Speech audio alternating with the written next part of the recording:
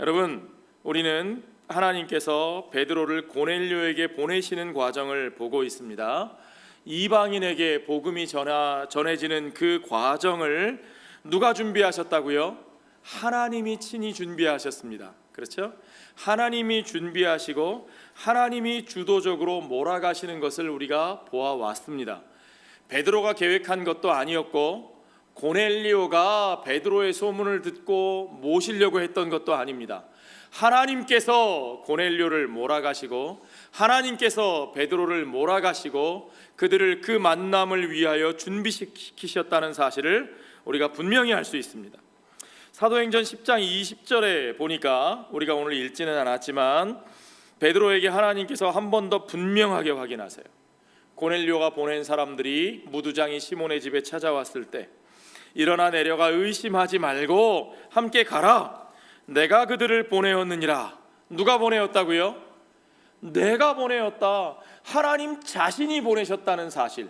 물론 그 사람들은 고넬료가 보낸 사람들입니다. 그러나 고넬료가 보낸 사람이 아니라 하나님이 보내셨다는 사실을 분명하게 그들에게, 베드로에게 확인해 주고 계신 거죠. 고넬료의 집에 베드로가 마침내 도착했습니다. 그 집에 도착해서 처음 하는 이야기가 무엇인지 여러분 한번 보십시오. 10장 28절 29절에 보니까 유대인으로서, 이거 베드로가 하는 얘기입니다. 유대인으로서 이방인과 교제하며 가까이 하는 것이 위법인 줄은 너희도 알거니와. 이건 유대인들도 알고 유대인들에 대해서 아는 이방인들이라면 다 아는 얘기입니다. 그러니까 여러분, 복음서에 보면 예수님이 만나셨던 백부장 이야기 기억하십니까? 백부장이 자기 하인이 병들었을 때 예수님이 자기 집에 와주시기를 청하였다가 어떻게 해요? 다시 사람을 보내서 주께서 내 집에 오시는 것을 내가 어떻게 하지 못하겠습니다. 감당치 못하겠나이다. 그저 말씀만 하시면 내 하인이 낫겠습니다. 그렇죠? 주님이 그의 집에 오시는 것을, 유대인 남자가 이방인인 자기 집에 오는 것을 감당할 수 없다는 사실을 그 백부장이 알았었어요. 고넬료는 그 백부장은 아니고 다른 백부장이지만 베드로도 알고 고넬료도 압니다. 이건 있을 수 없는 일이라는 사실. 있을 수 없는 일이 일어납니다. 누구 때문에요? 하나님 때문에요. 하나님께서 내게 지시하사 아무도 속되다 하거나 깨끗하지 않다 하지 말라 하시기로 부름을 사양하지 아니하고. 영어 성경에 보니까 raising any objection 그랬어요. 어떠한 사양도 하지 못하고 어떤 반론도 제기하지 못하고 그저 하나님이 시키시는 것이기에 시키시는 대로 이 자리에 왔노라고 베드로가 그 앞에 털어놓고 있는 거죠. 자, 여러분, 우리가 이 장면을 보면서 어떤 생각이 드십니까? 하나님께서 베드로에게 말씀하시는 것을 여러분은 어떻게 받아들이십니까? 여러분이 베드로와 같이 충실한 유대인이었다면 여러분 어떻게 생각하십니까? 분명히 베드로는 하나님의 말씀을 따라 유대인의 율법과 규례를 지키고 있었던 거예요. 신약 성경 어디에서도 유대인의 율법과 규례가 잘못됐다, 악하다, 그것을 지키지 말아야 된다 그렇게 말씀하지 않으셨어요. 예수님도 그런 얘기 안 하셨고 사도들도 그런 얘기 하지 않았습니다. 그런데 그 율법에 따르면 이방인들과 우리가 섞이면 안 된다는 거죠. 분리되어 있어야 된다는 거예요. 그 정결한 삶을 지키기 위해서는 유대인들은, 하나님의 백성들은 이방인들과 섞여 살면 안 된다 그랬어요. 어디서 그랬어요? 구약 성경에서 그랬잖아요. 그 백성들을 불러 가나안 땅에 보내실 때 그 가나안 땅에 있었던 족속들을 다 그곳에서 내어 쫓으라 그랬잖아요. 그렇죠? 그 가나안 족속들과 함께 살라 그랬어요? 아니요, 내어 쫓으라 그랬어요. 그러면 하나님께서는 도대체 왜 이제 와서는 그 먹지 말라고 하던 것들을 먹으라 하시고 가지 말라 하던 그들에게 가라 하시고 함께 하지 말라 하셨던 그들에게 함께 하라 하시는가? 도대체 이게 어떻게 된 거냐? 그렇죠? 그러면 하나님이 변덕쟁이이신 거예요? 하나님의 말씀이 구약이 틀렸으면 신약이 맞고 신약이 틀렸으면 구약이 거꾸로 얘기를 했네요. 구약이 맞았으면 신약이 틀리고 신약이 틀렸으면 신약이 맞았으면 구약이 틀린 거예요, 여러분. 뭡니까 도대체? 왜 하나님은 이렇게 하시는가? 중요한 것은 구약이나 신약이나 하나님의 목적은 분명히 하나라는 겁니다. 그 목적이 무엇입니까? 하나님은 그 백성을 부르시어 그들을 통하여 천하 만민을 구원하기 원하신다는 거예요. 하나님은 그 백성 아브라함을, 그의 자손들을, 이스라엘을 불러 그 하나님의 나라로 세우사 그들을 통하여 천하 만민이 복을 받고 그들을 통하여 이방의 빛이 되게 하시는 것이 하나님의 뜻입니다. 그것이 구약 성경의 하나님의 약속이고 그것이 신약 성경의 예수 그리스도를 통해 이루시는 약속인 것을 여러분 분명히 믿으십니까? 그러므로 구약의 목적과 신약의 목적이 같습니까? 틀립니까? 같습니다. 예, 그것이 이스라엘에게 약속하신, 아브라함과 이삭과 야곱에게 약속하셨고 다윗에게 약속하신 그 하나님의 목적이에요. 그 목적은 다르지 않습니다. 분명하게 이루어집니다. 그러나 그 목적이 이루어지기 위하여 하나님께서 단계적으로 그들에게 요구하시는 내용이 있다는 거예요. 하나님이 그들에게 요구하시는 내용이 그 하나님의 구원의 역사를 이루는 과정 속에서 때로 다른 방식으로 나타난다는 거예요. 예. 그 과정과 상황 속에서 in the process, in the context of redemptive history, 구속의 역사의 과정과 상황 속에서 하나님께서 그들에게 명령하시는 바가 달라진다는 거죠. 자, 여러분 쉽게 생각하시면 이런 겁니다. 어린아이가 길을 건너서 어딘가에 가려고 합니다. 어머니가 그 아이가 가는 길을 지켜보고 있어요. 뒤에서 가이드하는 거예요. 자, 인도를 걸어서 집을 나와서 길을 가다가 길을 건너야 돼요. 횡단보도 앞에 서요. 그런데 아이가 그냥 휙 하고 그 찾길을 막 달려가려고 하면 어떻게 하겠어요? 자, 여러분들이 어머니입니다. 뭐라고 하시겠어요? 서라고 하겠어요? 가라고 하겠어요? 서라고 하겠죠. 당연히 stop, stop, stop, stop there. 그렇죠? 서라고 하는 거예요. 그땐 서야 돼요. 그때 서지 않고 그냥 가면 어떻게 돼요? 그 길을 건너가기는커녕 거기서 차에 생각만 해도 끔찍하네요. 아이 키우는 아빠로서 상상하기도 싫은 일입니다. 그렇죠? 세워야 돼요. 거기서 서라고 해야 돼요. 그러니까 구약 성경은 그들을 서라고 말씀하십니다. 무슨 뜻인지 아시겠어요? 그들을 불러 하나님의 백성으로 세우시기 위하여, 하나님의 백성된 삶이 무엇인지 그들에게 가르치시기 위하여 하나님은 그들을 애굽 땅에서 끄집어내시고 그들을 가나안 땅에 세우실 때에도 그 가나안 족속들과 분리시키시고 하나님의 백성다운 삶을, 그 의와 거룩과 화평을 이루는 삶을 그들에게 가르치시는 거죠.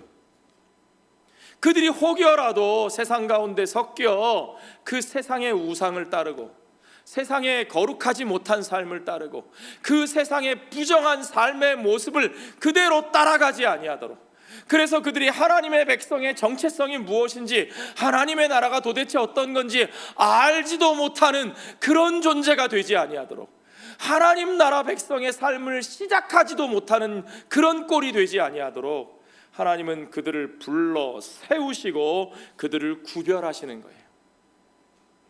그러나 하나님께서 그들을 이제 불러 세우시고 그들에게 주신 약속은 무엇입니까? 그들에게 주신 약속은 그들만 복을 받는 것이 아니라, 분리된 채로 그들만 복을 받는 것이 아니라 그들을 열방의 빛으로 세우시고 그들로 말미암아 천하 만민이 복을 누리는 것이었습니다. 아멘. 우리가 여기서 창세기 읽고 있죠? 아브라함에게 약속하신 것, 백세에 주신 아들 이삭에게 약속하신 것, 베델에서 야곱을 만나 그에게 약속하신 것, 동일한 내용이었죠. 너와 너희 자손으로 말미암아 천하 만민이 복을 받게 할 것이라. 하나님은 그 역사를 그들 가운데 이루어 가게 하십니다. 비록 그들이 하나님의 백성다운 삶을 사는 것도 실패하고, 더군다나 그들이 이방 가운데 가서 그들 가운데 이방의 빛으로 세워져 그 이방인을 품고 그들 가운데 하나님의 의를 드러내기는커녕 오히려 그들이 이방인들과 싸우고 오히려 자기들의 나라를 세우기에 혈안이 되었다가 자기들의 나라조차 빼앗기고 하나님의 백성의 온전한 삶의 터전들을 빼앗겼을 그 순간조차도 하나님께서는 결코 그들을 포기하지 아니하시고 그들에게 참 이스라엘 되신 하나님의 메시아 예수 그리스도를 그들 가운데 보내사 세우셔서 율법이 요구하신 하나님의 백성의 그 모든 요구를 다 이루게 하시고 성취하게 하시며, 그를 통하여 이루신 그 언약의 신실한 성취로 말미암아 결국에는 온 천하 만민이 복을 누리게 하시는, 아브라함에게 주신 그 축복이 예수 그리스도를 통해서 이루어지게 하시는 그 구속의 완성의 역사를 하나님께서 이루셨다는 거죠. 그 구속의 완성이 예수 그리스도를 통해서 이루어졌습니다. 그 예수 그리스도 안에서 이제 예수 그리스도와 하나 되어 예수 그리스도가 우리의 성전이 되시고 예수 그리스도가 우리의 거룩함이 되셔서 우리를 그 모든 부정과 속된 것, 더러운 것으로부터 깨끗하게 하시고, 이제 우리는 그 안에서 깨끗하심을 입은 하나님의 백성이기에 이제 우리는 어떻게 해야 됩니까? 여전히 분리되어 살아갑니까? 아니요. 여전히 그들이 두려워서, 그들 때문에 우리가 오염될까봐, 그들이 우리를 잡아먹을까봐, 그들에게 부당한 대접을 받을까봐 두려워서 담을 쌓고 우리끼리 우리의 깨끗함만을 돌보면서 그렇게 머물러 있어야 합니까? 아니요.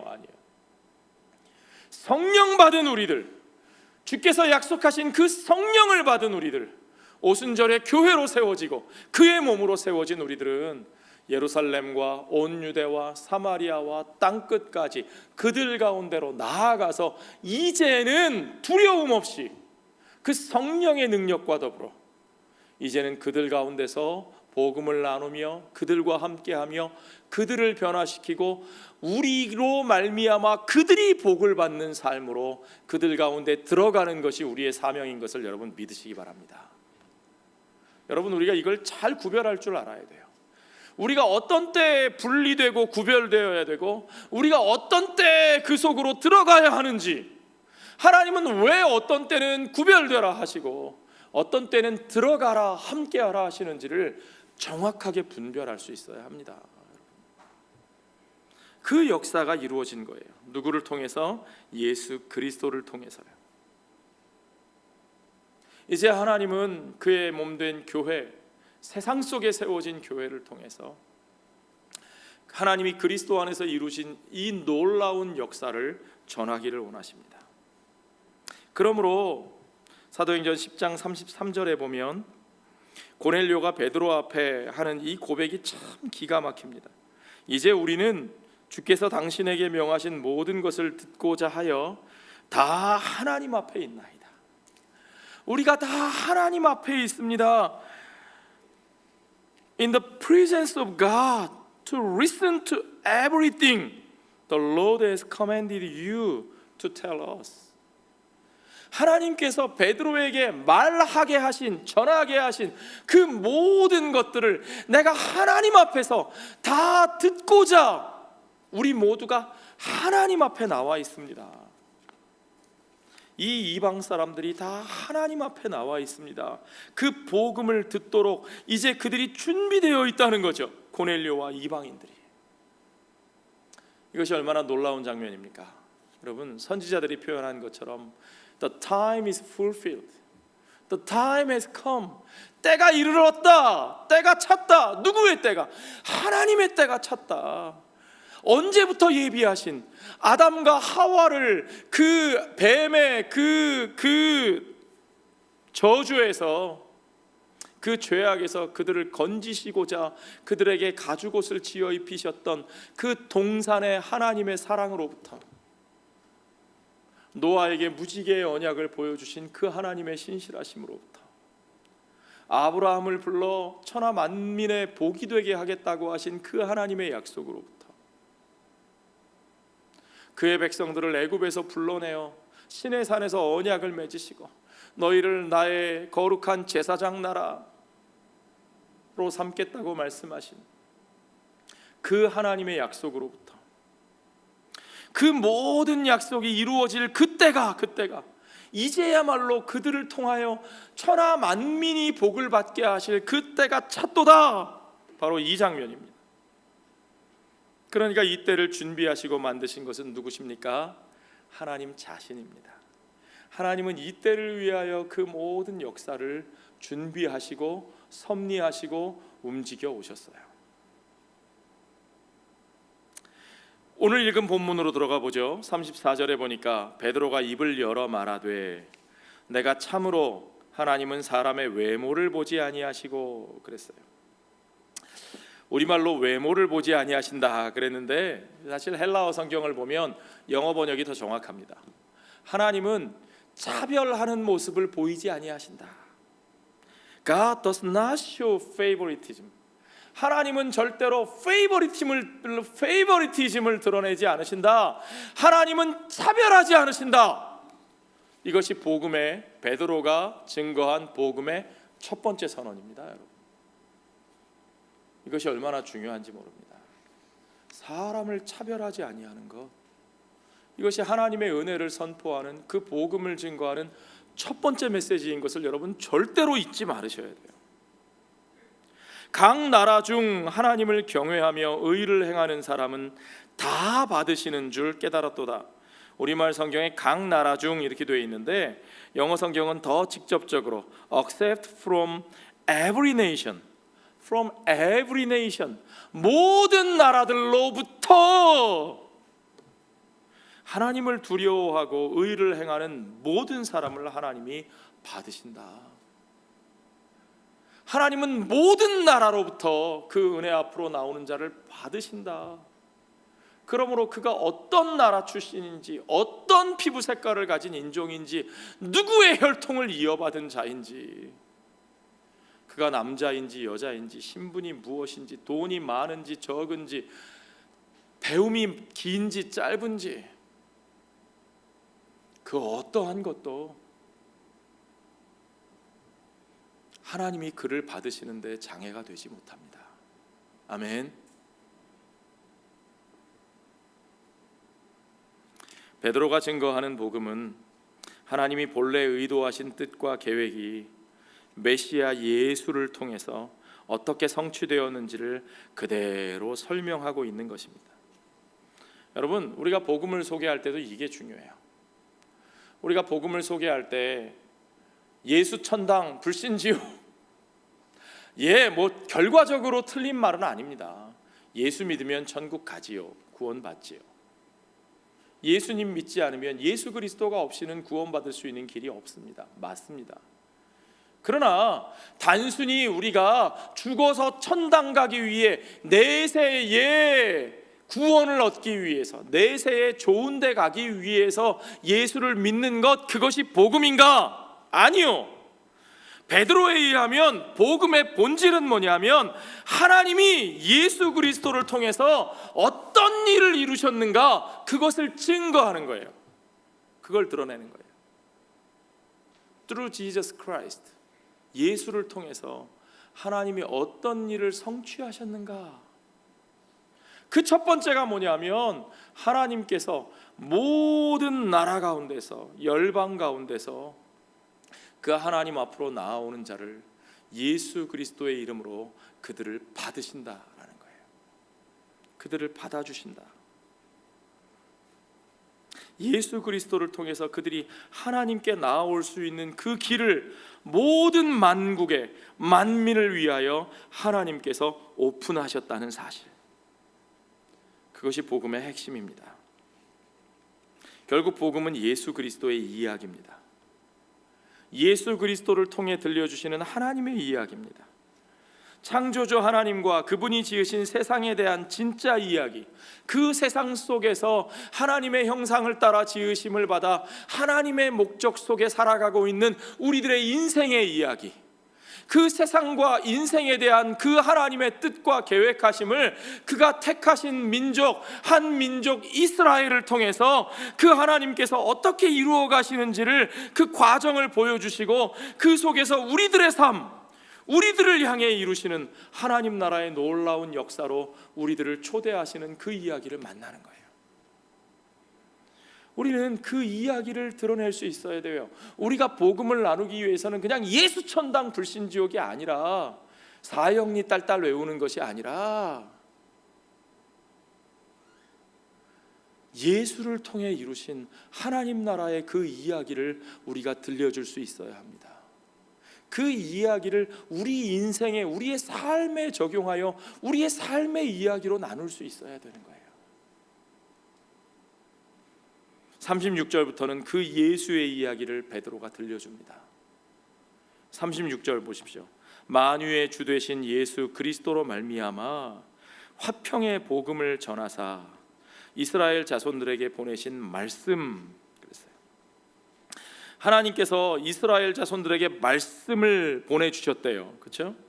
이스라엘 자손들에게 하나님이 주신 말씀이 뭐예요? 그 말씀이 뭡니까? 요새 우리 창세기 읽고 있으니까 너무너무 잘 아시죠? 아브라함을 부르시고 그에게 뭐라고 말씀하셨어요? 내가 너를 복이 되게 하리라.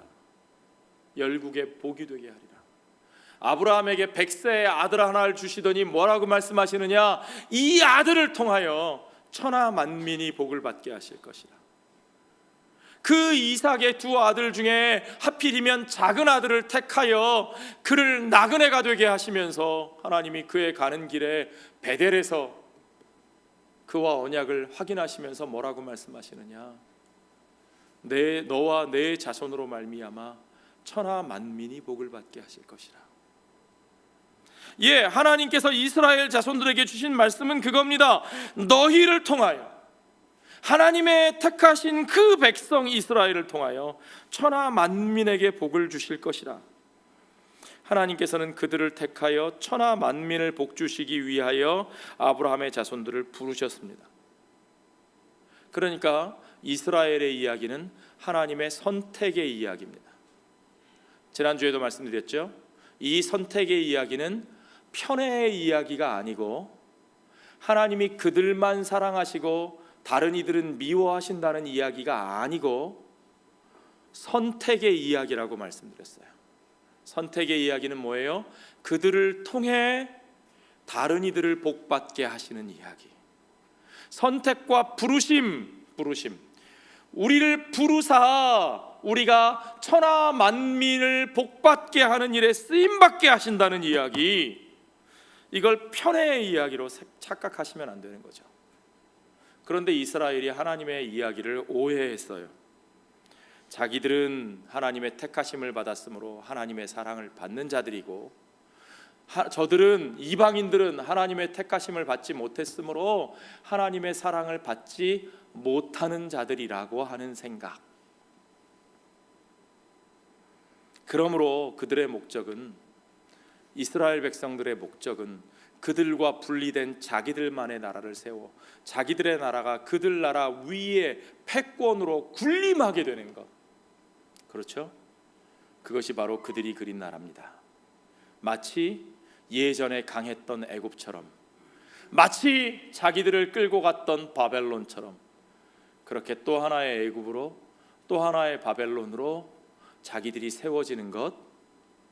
그러나 하나님은 절대로 그 백성들이 또 다른 애굽, 또 다른 바벨론이 되기를 원하지 아니하시는 하나님이신 것을 여러분 믿으시기 바랍니다. 하나님의 이야기는 그런 이야기가 아니에요. 아브라함과 이삭과 야곱에게 주신 그 약속이 어떻게 온전히 이루어집니까?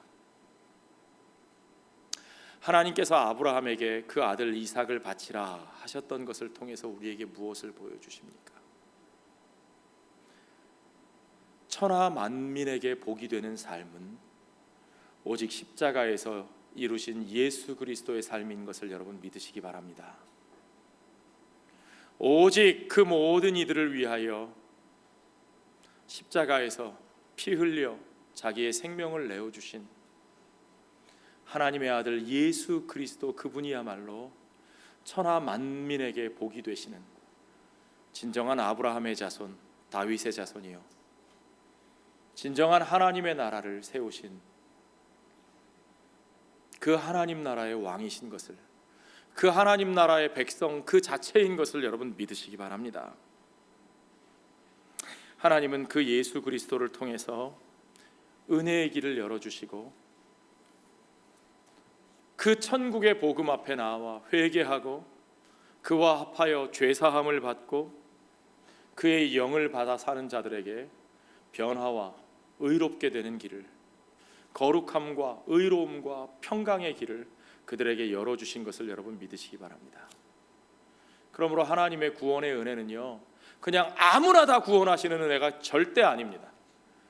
그래 하나님이 모든 이들을 다 은혜로 품어주시니까 그러니까 이제 아무나 구원받을 수 있는 거지. 그래, 복음이란 결국 화평의 복음이니까 유대인들이나 누구나 이방인들이나 똑같다 그랬으니까 그러니까 결국 모든 종교는 다 똑같은 거고 결국은 누구나 다 구원을 받을 수 있는 거겠네. 아니요. 하나님의 구원의 계획은 그런 것이 아닙니다. 예수 그리스도 안에서 모든 민족이, 모든 인종이, 모든 사람들이 동일한 하나님의 은혜 안에서 그들이 오직 예수 그리스도 안에서 회개하고 돌아서 그의 복음 안에서 그의 나라로 그들이 그 회개함으로 죄사함의 은혜를 받고 그들이 변화되고 의로운 하나님의 백성으로 서게 하시는 것이 하나님의 뜻인 것을 여러분 믿으시기 바랍니다. 하나님이 열어놓으신 그 놀라운 길에 어떤 사람도 그들의 외모나 그들의 조건이나 그들이 가진 어떤 것으로 인해서 차별당하지 아니하신다는 것이 복음의 핵심입니다. 베드로는 이제 그 복음의 하나하나의 과정을 소개합니다. 세례 요한이 온 이스라엘 사람들에게 메시지를 전했고요, 예수님께서 유대와 갈릴리를 두루 다니시면서 그 복음을 전했고요, 그 복음의 내용이 회개하라, 하나님의 나라가 가까이 왔느니라, 하나님의 나라를 향해서 돌아서라, 너희들의 나라로부터 돌아서라라는 메시지였다고 여러분 누가복음에서 우리가 잘 보았죠. 예루살렘에서 이제 그 성전을 향하여 그 사건이 절정에 달했고 그리고 그가 그곳에서 못 박혀 죽으십니다. 이제 유대인들이 못 박아 죽인 그 예수를 하나님께서 그 무덤 가운데서 일으키사 살리셨고, 하나님께서 그를 무덤 가운데서 일으키사 살리셨고, 우리는 그 부활의 증인으로 그의 택하신 자들이 그 부활을 증거하고 있다는 거죠. 이 모든 것이 하나님이 이스라엘을 통해 주시는 그 이스라엘의 이야기의 완성입니다. 이스라엘의 이야기는 예수 그리스도를 통해서 완성되는 거예요. 바리새인을 통해서 완성되는 것이 아니고, 사두개인들이 자랑하는 성전을 통해서 완성되는 것이 아니고, 열심당들의 폭력 혁명을 통해서 완성되는 게 아니고, 오직 예수 그리스도를 통해서 이스라엘의 모든 이야기가 온전히 완성되는 거죠. 중요한 것은 그것이 고넬료와 그 이방인 그 사람들에게 무슨 의미가 있는가 하는 겁니다.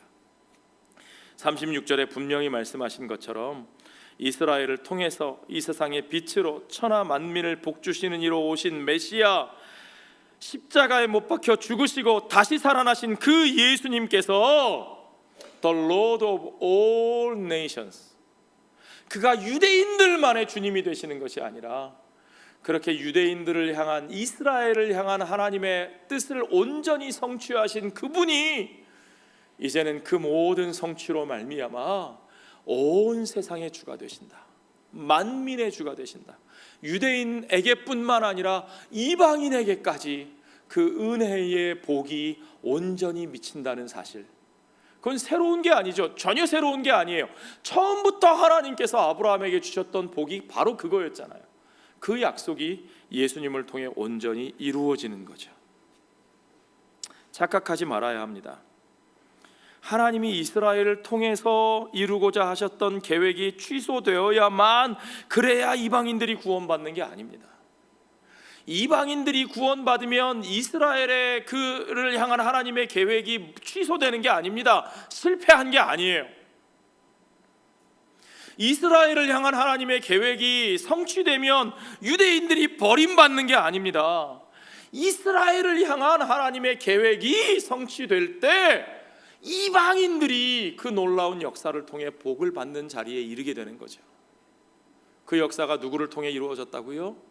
온전한 이스라엘 되신 예수 그리스도를 통해서 이루어진 것입니다. 이제 하나님이 이스라엘을 통해 이루고자 하셨던 그 일, 천하 만민이 구원의 복을 누리는 그 일이 온전히 일어났습니다. 베드로는 그 일을 선포하고 있는 겁니다.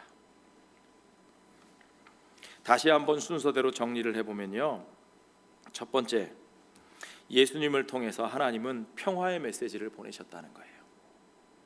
화평의 복음, 오늘 본문에 36절에 나오죠. 예수 그리스도를 통해 화평의 복음을 전하셨다. 베드로가 증거하는 예수님의 메시지는 평화의 메시지입니다. 화평의 복음입니다. The good news of peace. 그것은 우리의 힘으로 이루는 것이 아닙니다. 그것은 패권으로 이루어지는 것이 아닙니다. 우리들의 나라를 쟁취하는 게 아니에요. 유대인들은 자기들의 민족의 메시아를 기대했음에도 불구하고 예수님은 하나님의 나라를 선포하셨습니다. 그 하나님의 나라는 물론 로마인들이 자랑하는 제국도 아니었고, 사두개인들이 자랑하던 성전의 권력의 나라도 아니었고, 바리새인들이 주장하던 율법의 그 나라도 아니었고, 열심당들이 추구하던 자기들 민족주의 혁명의 나라도 아니었습니다. 하나님의 나라는 그들 모두의 그들 자기들의 나라가 아니라 하나님의 나라는 하나님의 나라입니다. 그 모든 자들을 은혜 안에 부르시고 하나 되게 하시는 평화의 복음, 그것이 하나님의 나라의 복음이고, 예수님은 그 나라를 이루기 위해서 칼을 드시는 나라가 아니라, 힘을 앞세우시는 나라가 아니라 온전히 아버지의 뜻에 순종하사 그들을 위하여 피 흘리시는 십자가의 길을 걸어가셨습니다. 그것이 그 화평의 복음을 이루는 길입니다. 그것이 하나님의 나라를 이루는 길입니다. 여러분, 이것이 예수님의 복음의 핵심이에요. 주님이 그것을 통해서 그 하나님의 나라를 추구하셨습니다. 예수님이 보여주신 것은 그 나라를 이루시는 길이 너희들의 길이 아니라 내가 걸어가는 이 십자가의 길을 통해서 이루어지는 것이라고 말씀하시는 거예요. 그리고 하나님께서 그것을 증명하셨어요. 예수님이 그들을 향해서 누가복음에 계속 말씀하셨던 것이 뭡니까? 예루살렘 성을 보시고 우시면서 너희가 평화에 관한 일을 알았으면 좋았을 텐데, 너희가 말로는 하나님 나라 하면서 하나님의 나라가 무엇인지, 하나님께서 이루고자 하시는 나라가 어떤 나라인지, 그 나라가 어떻게 이루어지는지 그 자체를 몰라서 너희가 그렇게 멸망의 불구덩이로 가고 있구나. 주께서 그들을 보시면서 우시는 거죠. 평화에 관한 일을 알았으면 좋았을 텐데.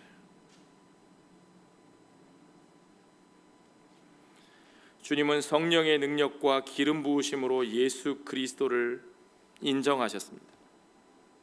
예수님이 선포하신 복음의 메시지가 옳다는 것을 주님이 직접 증명해 보이셨어요. 사람들이 기대했던 것과 전혀 다르지만 그분이 하나님의 기름 부으심을 받은 왕이요 선지자요 참 제사장이라는 사실을 하나님께서 증명해 보이셨어요. 그가 성령 받으신 것으로, 그가 기름 부으심을 가지고 행하신 그 모든 능력으로 안진뱅이를 일으키시고 중풍병자를 일으켜 세우시고 죽은 자를 살리시는 그 모든 역사를 통해서 그 모든 것을 하나님이 친히 증거하셨어요. 하나님이 그분과 함께 하신다 그랬습니다. 베드로가 그 이야기를 분명히 합니다. 하나님이 함께 하시는 것은 이스라엘의 리더십을 세울 때 항상 나오던 표현이에요. 출애굽기 3장에서 하나님께서 모세를 세우실 때, 여호수아를 세우실 때, 사무엘서에서 다윗을 기름 부어 세우실 때 하나님이 그와 함께 하셨다라는 표현. 하나님이 예수와 함께 하셨다. 하나님이 예수의 길에 함께 하신다. 예수님께서 늘 그것을 말씀하십니다. 요한복음에 보면 특히 그 표현이 많이 나오죠. 요한복음 10장 38절에 보니까 내가 행하거든 나를 믿지 아니할지라도 그 일은 믿으라. 그러면 너희가 아버지께서 내 안에 계시고 내가 아버지 안에 있음을 깨달아 알리라. You may know and understand that the Father is in me and I in the Father. 내가 걸어가는 이 길을 보면서 하나님이 아버지가 내 안에 계시고 내가 아버지 안에 있는 것을 너희가 보라. 예수께서 걸어가신 그 길, 그 평화의 길, 그 하나님 나라의 길, 그 십자가의 길이 그것이 바로 아버지의 길이라는 거죠. 아버지와 함께 가고 계신 길이라는 거예요.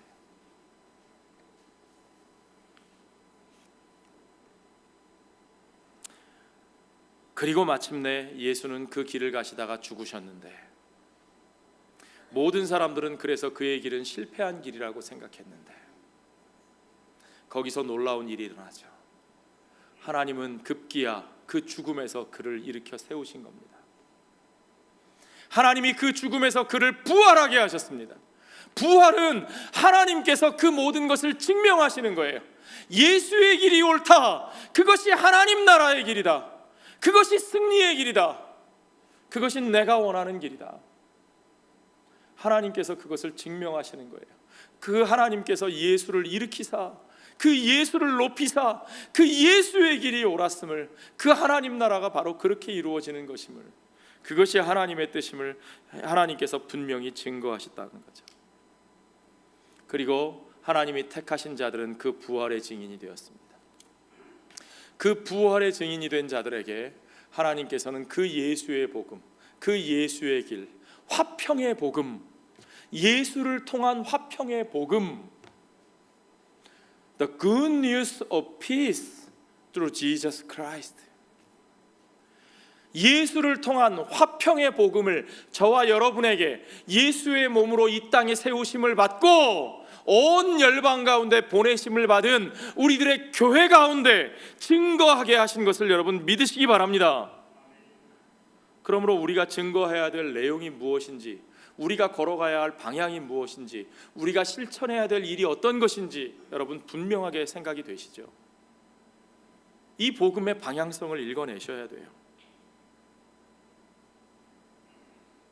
그 복음을 증거하게 하신 분이 말씀하시기를 결국에는 하나님께서 예수를, 부활하신 예수를 높이사 그가 모든 산자와 죽은 자의 재판관이 되게 하셨다.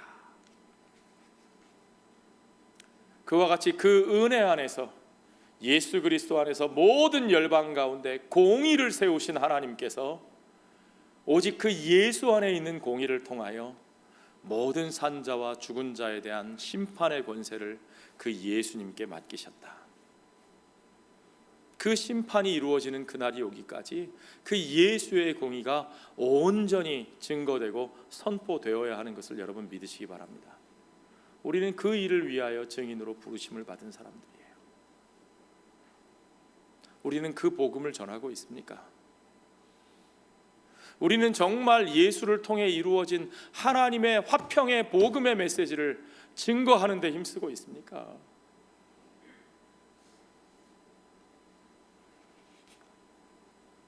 (42절에) 보니까 우리에게 명하사 백성에게 전도하되 하나님이 살아있는 자와 죽은 자의 재판장으로 정하신 자가 곧 이 사람인 것을, 우리의 사도신경 신앙 고백 가운데 나오는 내용이죠.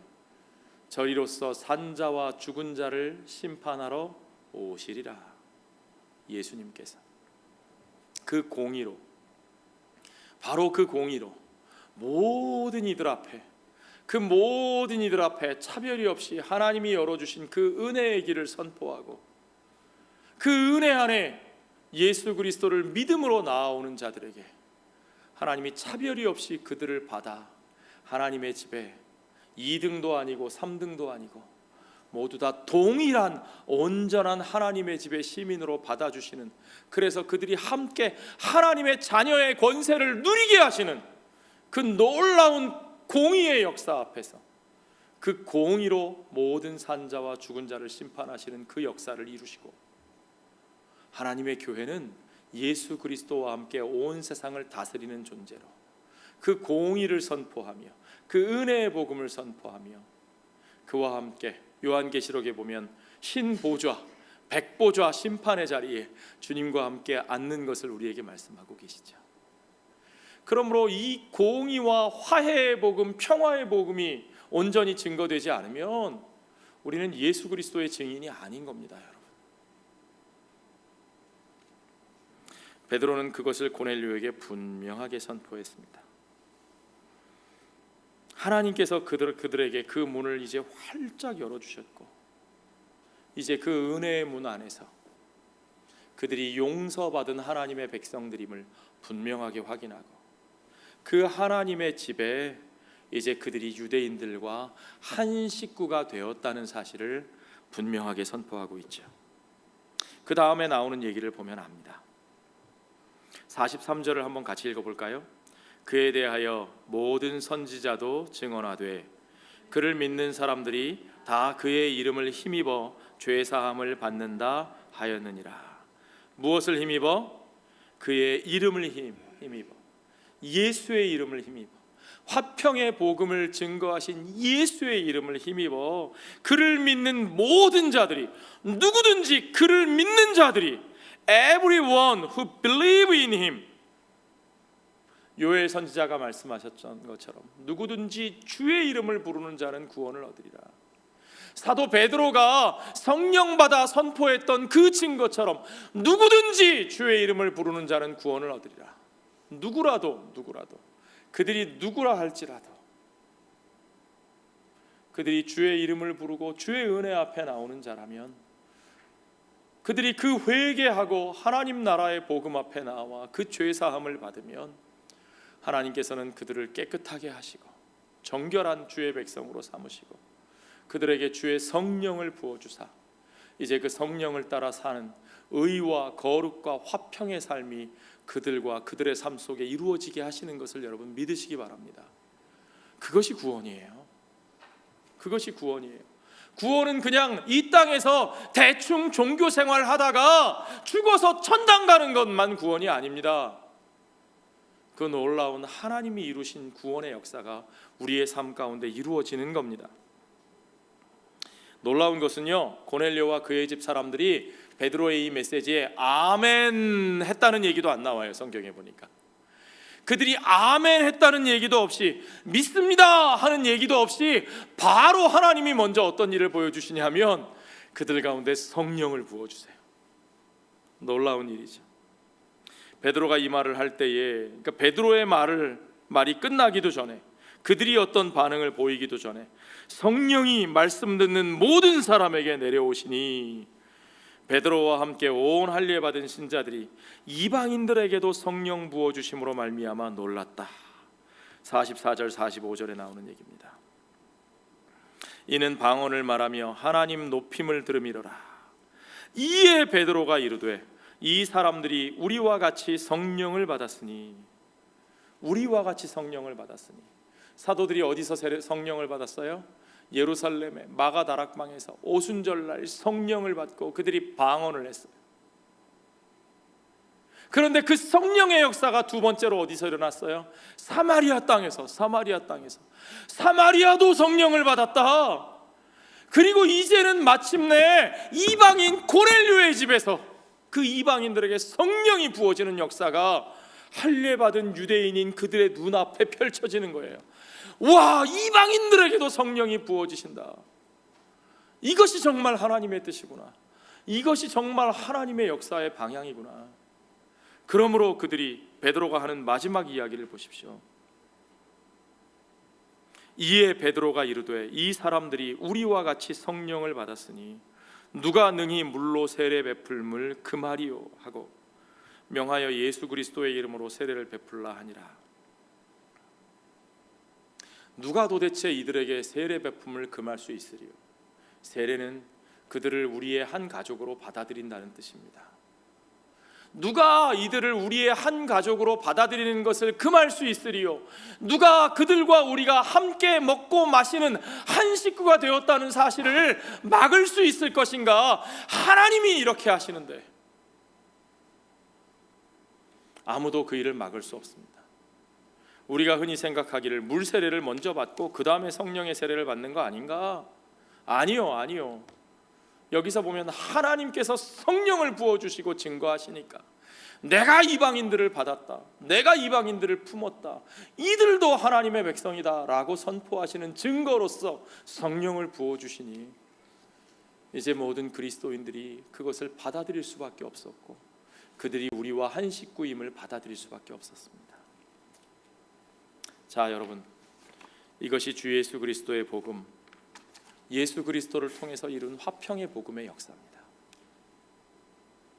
저와 여러분, 그 성령의 역사를 받아들이고 계십니까?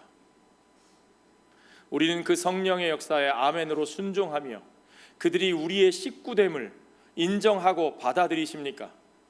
우리는 이 화평의 복음을 들고 주께서 가라 하시는 우리의 삶의 자리, 그 미션 필드로 나아갈 준비가 되어 있습니까, 여러분? 아니면 아직도 그저 두려워서, 상처받을까 봐 두려워서, 내가 손해볼까 봐, 저들이 나를 어떻게 할까 봐, 내가 혹 저들에게 물들어 오염될까 봐, 그래서 담을 쌓고, 그래서 분리되어 그저 나 혼자 사는 것으로 족하고 이렇게 살다가 그저 그래도 내가 하나님의 백성이니까 죽어서 천국 가겠습니다. 성령이 우리와 함께 하시면 우리가 그렇게 살 수 있습니까, 여러분? 우리가 성령과 함께 한다면 계속해서 그런 삶을 고집할 수 있습니까? 오늘 이 시간 여러분 조용히 눈을 감으십시오. 우리의 가슴에 손을 얹어 봅시다. 내 안에 계신 성령 하나님, 성령께서 오늘 어디로 나아가기를 원하시는지, 내가 성령이 주시는 그 역사에 순종하고 쓰임받기를 원합니다. 주여, 그 성령의 역사에 순종하며 쓰임받기를 원합니다.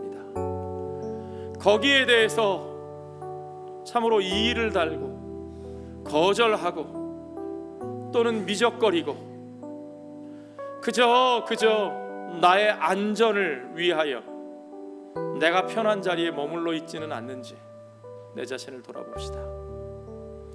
성령이 나를 이끄시는 그 방향, 오직 예수 그리스도 안에서 그 화평의 복음을 이루시는 그 길, 하나님이 이루신 그 나라의 길을 선포하는 그 길로, 그 화해의 길로 내가 그 복음의 역사를 증거하는 데 쓰임받기 위하여 과연 누구에게 가야 하는지, 어떻게 가야 하는지, 어떠한 태도로 그들과 함께 해야 하는지, 여러분 조용히 내 자신을 우리 돌아봅시다.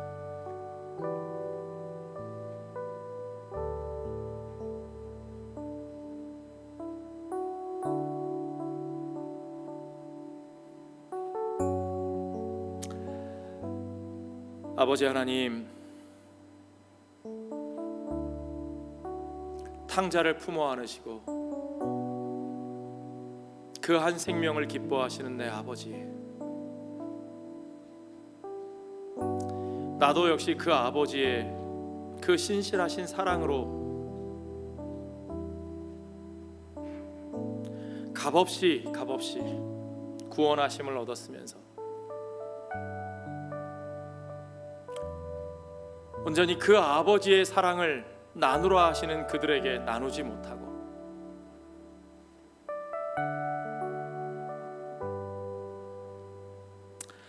여전히 그들을 불편해하고 그들과 함께 먹고 마시지 못하고 내가 혐오하는 사람, 내가 불신하는 사람,